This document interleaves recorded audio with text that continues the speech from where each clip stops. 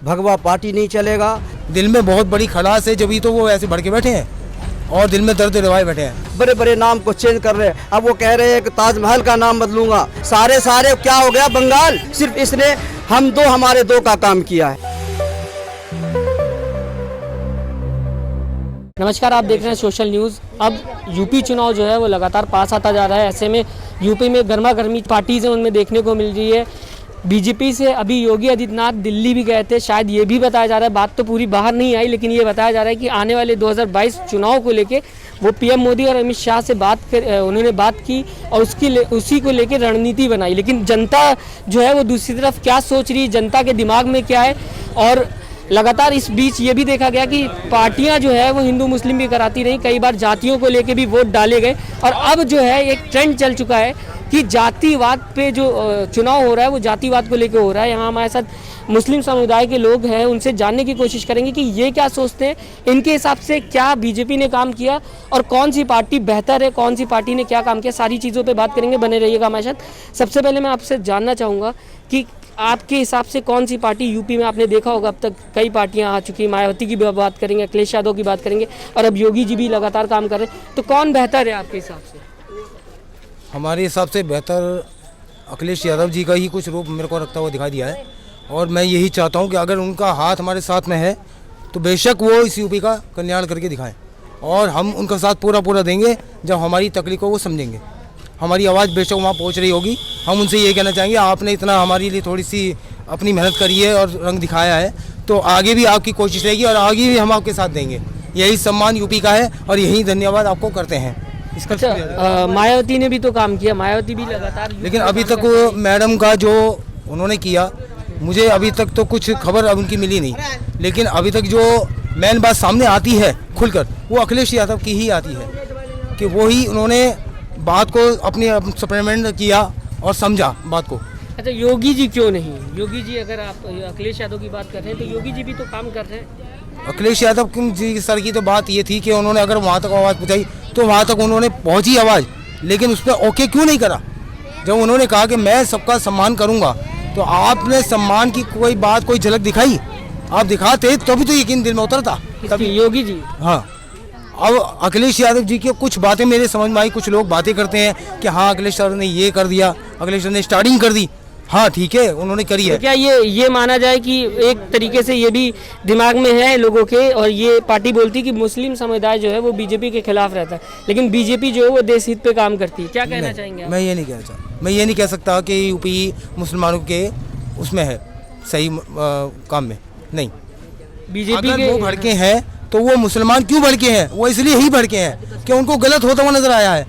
ये पहले जंगल राज बता रहे थे, अब दंगल राज क्यों बन रहा है? ये इनका सही ना करने की वजह से ही दंगल राज हुआ पड़ा है। नहीं तो ये भी तो है कि मुस्लिम समुदाय ही क्यों बीजेपी के हमेशा हर बार कहीं ना कहीं उसको ठुकराता है, उसको ये बोलता है कि नहीं बीजेपी काम नहीं करी। बाकी समुदाय के लोग तो ये कहते हैं ना कि बीजेपी काम कर रही है। तो क्या इसमें कोई पर्सनल रीजन है या दिखाई देता है? कोई ना कोई वजह होगी जिस वजह से ये। क्या वजह है, मैं जानना चाहूँगा। अब वजह हमारे मुस्लिम भाइयों को ही पता है, वही बता सकते हैं क्या तकलीफ है। दिल में बहुत बड़ी खड़ास है, जब तो वो ऐसे भड़के बैठे हैं और दिल में दर्द दबाए बैठे हैं, लेकिन वो बयान नहीं करना चाहते। हमारे रब ने कहा है कि अपनी तकलीफों को छिपा लो, पर्दा डाल दो, जो हो रहा है अल्लाह पे छोड़ दो। तो हम क्या कर सकते हैं? अच्छा, योगी जी ने एक बयान दिया था, उसमें ये कहा था उन्होंने कि हर समुदाय का इंसान मेरे पास आता है, अगर कोई भी दिक्कत होती है उसको, तो वो भी तो लगातार हर समुदाय के लिए काम करते रहते हैं। इस बारे में मेरे को अभी तक तो इतनी जानकारी आई नहीं, लेकिन मैं इतना कह सकता हूँ अगर आपने इतना ऐसा कहा है तो ये बात यहाँ तक हमारे कानों तो क्यों नहीं आई? नहीं पहुँची आपके? नहीं पहुँची। अगर पहुँचती तो हम बेशक 100% बात को ठोक कर कहते।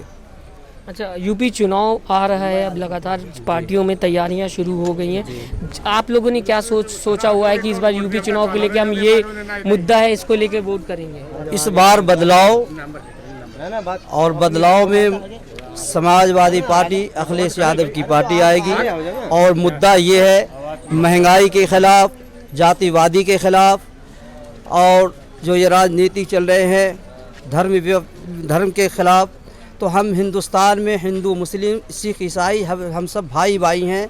यहाँ किसी का भगवा पार्टी नहीं चलेगा, न किसी का मुस्लिम पार्टी चलेगा। यहाँ हिंदुस्तान है, यह हिंदुस्तान में हर एक मिलकर हम एक अच्छे सरकार चाहते हैं जो पूरे समाज को लेकर चले। तो ये भी पूरे तो बीजेपी भी तो यही कहती है ना। ये कहता है कुछ, करता है कुछ। ये करने वाला नहीं है। ये जातिवादी पे अपना जब इलेक्शन आता है तो ये हर वक्त ये जाति और धर्म का एक विवाद खड़ा नए तरीके से विवाद खड़ा कर फिर हिंदू मुस्लिम को बंटवारा कर वोट लेना चाहता है। वोट लेने के बाद फिर वही किया जिसने आपने देखा हिंदुस्तान में आज आज़ादी के बाद से जो इतिहासी जगह को नाम नहीं बदला गया। इस योगी सरकार ने आके उत्तर प्रदेश के इतिहासी जगह के बड़े बड़े नाम को चेंज कर रहे हैं। अब वो कह रहे हैं कि ताजमहल का नाम बदलूंगा। अगर हिम्मत है तो ताजमहल का, उससे पहले तुम्हारा बोरिया बिस्तर समझ, जैसे मोदी जी बताए झोले भर उठाओ चला जाऊंगा। अब योगी जी अपनी झोला उठाने की तैयारी करो और यहाँ से उत्तर प्रदेश की विधानसभा खाली करो। अब 2022 में जो इलेक्शन होगा वो आपको 100 सीट के अंदर नीचे ही रहना पड़ेगा। जिस तरह से बंगाल में पूरी खेमा ने यूपी बीजेपी ने उतारा था, तुम यहाँ तक कि तुम अमेरिका से ट्रंप को भी ले आना। इस बार यूपी का जनता होशियार हो चुका है। इस बार यूपी का जनता समझदार हो चुका है। इस बार बीजेपी का यहाँ से सिमटना तय है और ये भी तय है कि वो 100 सीट के अंदर और इंशाअल्लाह पूर्ण बहुमत से अखिलेश यादव की सरकार आ रही है। और हिंदू मुस्लिम सिख ईसाई सभी समाज के लोग इनको अपने दिल से चाह रहे हैं और इंशाअल्लाह ये आएगा। और आप अभी देखें पंचायत चुनाव में इसका क्या हाल हुआ बीजेपी का, इससे बुरा हाल विधानसभा चुनाव में होने जा रहा है। लेकिन पंचायत चुनाव में योगी जी ने भी अपना पूरा 100% नहीं दिया। और बात करेंगे अगर तो अभी मोदी जी भी नहीं आए थे और अमित शाह भी नहीं आए थे, जो माना जाता है कि हुकुम का इक्का है पार्टी के लिए। लगातार वो जहाँ पे भी जाते हैं मोदी जी का चेहरा एक ब्रांड चेहरा है। तो ये फर्क पिछली बार भी इसने डाला था चुनाव में, इस बार भी डालते हुए नजर आएगा ना। आखिर बंगाल में पूरी ताकत झोंक दी। 2 महीने से बंगाल में मोदी जी भी और क्या कहते हैं योगी जी भी और क्या कहते हैं अमित शाह भी और नड्डा जी भी सारे क्या हो गया बंगाल, कहाँ चला गया बंगाल। अब हालात ये है कि बंगाल में जो 75 सीट 73 सीट आया है उसमें भी से इंशाअल्लाह हफ्ते 15 दिन के अंदर 30 या 35 में सिमट कर रह जाएगा, वो भी टीएमसी में चला जाएगा। इसी तरह से इस बार जीतने से पहले भी और जीतने के बाद में जितने बीजेपी के समझदार नेता होंगे इंशाअल्लाह अखिलेश यादव में आएंगे और आना शुरू हो गया और इलेक्शन के बाद भी आएगा। और देखिएगा इस बार एक अच्छी सरकार अखिलेश यादव के रूप में सामने आएगा और बीजेपी का निस्तो नाबूद हो जाएगा। अब यहाँ उत्तर प्रदेश नहीं है, पूरे हिंदुस्तान से आने वाला वक्त जो 2024 का होगा, मोदी जी भी अपना बोरिया बिस्तर समेटने की तैयारी कर रहे हैं। इतनी बड़ी पार्टी है, लगातार जीतते हुए आ रही है, क्यों लगता है आप लोगों को कि ये पार्टी का को खत्म कर देना चाहिए, इसको देश के बाहर निकाल देना? इसने देश को 2014 से जब से केंद्र में सरकार आया है, हर एक आदमी पैसे के लिए मोहताज है, रोटी के लिए परेशान है। कारोबार छोटे तजारतकार से लेकर बड़े कारखाने बड़े उद्योग तक परेशान है। सिर्फ इसने हमारे दो का काम किया है। लेकिन 2017 में फिर जीती और भारी बहुमत से जीती है।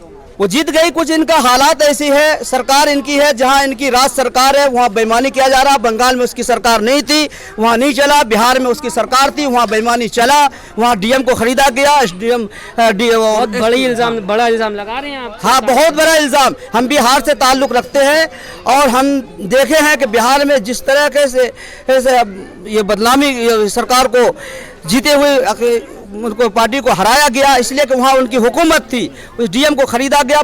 बंगाल में नहीं था तो बंगाल में नहीं चला। अभी आसाम में देखे, आसाम में भी हवा बीजेपी के खिलाफ था, लेकिन वहाँ सरकार थी इसलिए उसका वहाँ पर सरकार बन गई। तो यूपी में भी सरकार बीजेपी की है। तो यहाँ ममता जी ने सभी को आंखें खोल दिया है। ममता जी का बहुत शुक्रगुजार हूँ कि ममता जी ने पूरे विपक्ष को एक मुट्ठी में सिमट कर ले आया और केंद्र में भी पूरे विपक्ष के साथ आएंगे और यूपी में भी इंशाअल्लाह ममता जी भी आएगी और क्या कहते हैं विपक्ष के साथ एक जुट बनाकर बीजेपी को हराने के काम करेंगे सभी पार्टी मिलकर। बहुत बहुत शुक्रिया हमसे बात करने के लिए। तो आपने सुना कि जिस तरीके से अभी पार्टियों में तैयारियां शुरू हो गई, दूसरी तरफ लोग भी यही सोच रहे हैं कि क्या ऐसे मुद्दे हैं जिसको लेके हम वोट करें। कई बातें होती रहती हैं लोगों के बीच में। अगर आप चाय की दुकान पे जाएंगे, ऐसे कई भी दुकान पे अगर आप जाते हैं जहाँ पे लोग हैं पार्टी से पॉलिटिक्स से में इंटरेस्टेड हैं, तो वो अपनी राय ज़रूर देते हैं कि क्या क्या है। यहाँ के लोगों का ये सोचना है कि जिस तरीके से अखिलेश यादव ने पहले काम किया था वो कहीं ना कहीं बेहतर था। अगर बीजेपी से बात की जाए, बीजेपी आने के बाद से जो जातिवाद था वो बढ़ता हुआ दिखाई दिया। जैसे हमने अभी बात की, लोगों ने बताया कि जातिवाद ज़्यादा हो गया और बंगाल में कहीं ना कहीं जो चुनाव हो रहा था तो ममता बनर्जी ने हराया बीजेपी को, अब भारी सीटों से हराया, वही आपको यूपी में भी देखने को मिलेगा जैसा लोगों का कहना था। फिलहाल आप अपनी राय ज़रूर दें कि कौन सी पार्टी यूपी में जीतेगी और क्यों जीतेगी। आपका जो कमेंट है वो बहुत अहम है। हमारे चैनल को सब्सक्राइब करना ना भूलें। नमस्कार। चैनल को लाइक शेयर एंड सब्सक्राइब करें और बेल आइकन दबाना ना भूलें।